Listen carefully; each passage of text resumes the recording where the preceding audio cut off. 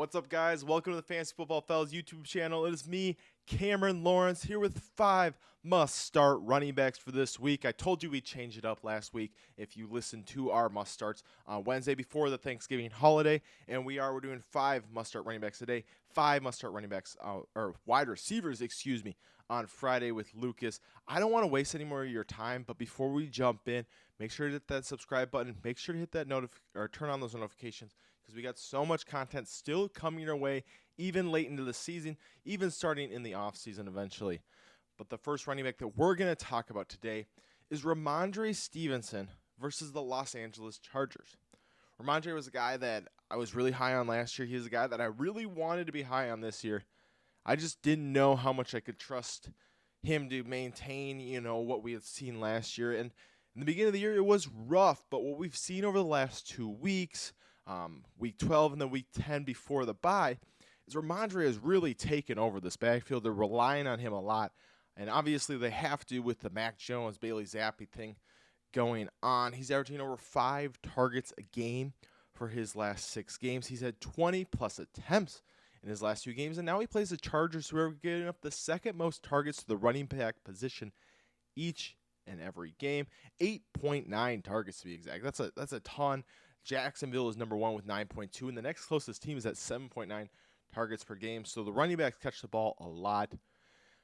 The thing that scares me a little bit about Rhamondre this week is their last 2 games, like I mentioned, 20-plus attempts in each game.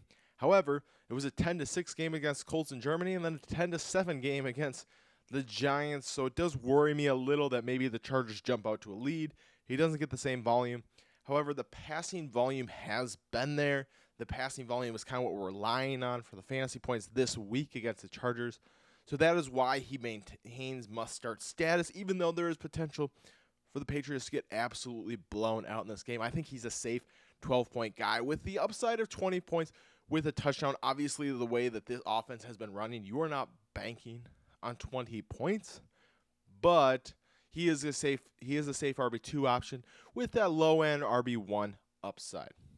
Real quick, before we keep going, I do want to point this out because I just realized what I'm wearing. I am wearing a Commanders sweatshirt. I am not a Commanders fan. I want to just say that in case people were thinking that. My sister works there. We went and visited her in D.C. over the weekend, and she gifted these to us. So before you jump to conclusions and think that I traded in my Vikings fandom, which I've considered many of times, for Commanders, I have not. Our next guy is Isiah Pacheco at Green Bay. Green Bay has given up the 9th highest yards per carry over the last 4 weeks. Green Bay just has not been a great run defense all season long. And Pacheco, actually, in good matchups, is getting passing game involvement. He didn't against Miami. He didn't against Philly. But in the 4 other games, he had 5 targets against Vegas last week. He had 4 against the Jets, 4 against the Broncos. And then he had 6 against the Broncos in their most recent matchup. So he's getting passing game involvement in games where it's a plus matchup for the Chiefs. And the running work has been there as well. 16, 19, and 15 carries over the last 3 games. And he still put up almost 90 rushing yards against Philadelphia, which is really, really impressive for the way that this Philadelphia defense has been playing. I see no reason that he shouldn't be a very productive running back 2 this week. And I don't see a reason where he shouldn't be in your lineup unless, of course, you're going to comment, hey, Cameron, in my 4-man league, I got Bijan, I got CMC, I got who else? Breece Hall. Where am I going to fit Pacheco? Well, if you're in a 4-man league and you got those guys, then obviously you're not starting Pacheco. But in your most leagues where you got 2 flexes, 10 to 12 man, you're starting Pacheco this week. Our next guy is Derrick Henry, and I know some of you are like, Cameron, this is so obvious. Why are you telling me to start Derrick Henry? He is always a start. Others of you are going, hey, Polo, are you sure we want to count on a guy? You want to call a guy a must start who's had multiple games under 40 yards rushing, who doesn't have great passing game involvement? Well, yeah, I want you to start Derrick Henry again this week. I know he didn't have a great first game against the Colts, but over to the history of his career, he beats up on the Colts and just AFC South teams in general. He's averaging 108 rushing yards a game and just under a touchdown against Indianapolis since 2019. And the Colts haven't been great against the run as of recently. Over the last 5, they're giving up an average of 115 rushing yards per game. They just gave up 100 rushing yards to Rachaad White last week, which, I mean, obviously is pretty impressive because Rachaad White has not had a 100-yard rushing game over his career so far. And Derrick Henry with Will Levis in the game at quarterback is seeing an average of 16 rush attempts since Will Levis took over, which makes sense. You got a rookie quarterback. You want to get that running game going if you can. And the big thing to remember is in 3 of those games where he was under 40, Tennessee lost by double digits. So they're getting blown out. They're not running the ball as much. Tyjae Spears is taking more snaps. And except for the Panthers game, the Colts have that is the only game that the Colts have won by more than one score. So the Colts play teams close, and when the Titans play teams close, they run the ball with Derrick. It makes sense. So this should be a closer matchup. Henry should be able to run the ball on this team. So you got volume and you have, hopefully increased efficiency with touchdown upside. That makes Henry a must start this week. The next guy is a guy we just talked about playing the Colts last week is Rachaad White. Get this. Rachaad White is the running back 1 over the last 4 weeks in PPR formats. He is a PPR machine. Carolina has been getting better against the run lately, but they're not great still.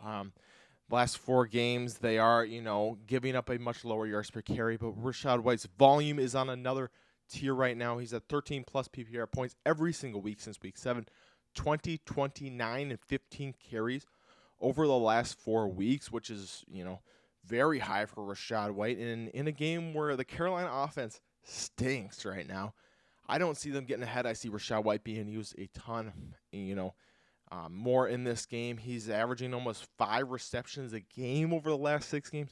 So he's going to get the rushing work. He's going to get the receiving work. He plays over 80% of snaps. And he's been on fire. There is no reason he should not be in your starting lineup this week against Carolina. And finally, our last guy is Jaylen Warren against Arizona.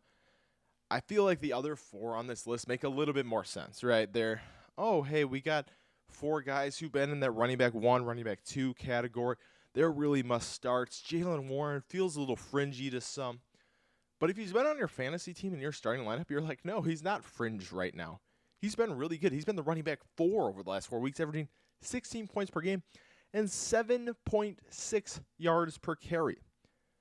So he's got that great efficiency right now. And on top of that, Najee only has 8 more attempts than 8 more touches Jaylen Warren has over the last 4 weeks.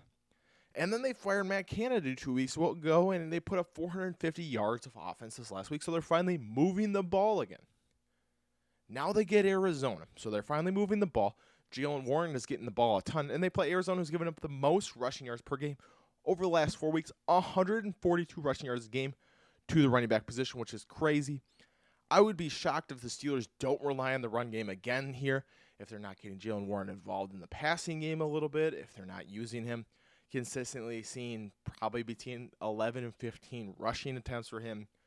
And with that efficiency, there's no reason Jaylen Warren shouldn't be in your starting lineup.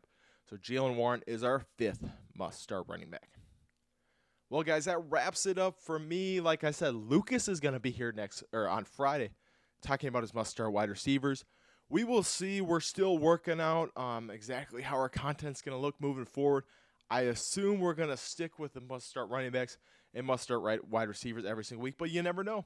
I could be back next week doing a different video, so you need to make sure to hit that subscribe button and turn on those notifications so you don't miss our Wednesday show, whatever we're talking about next week.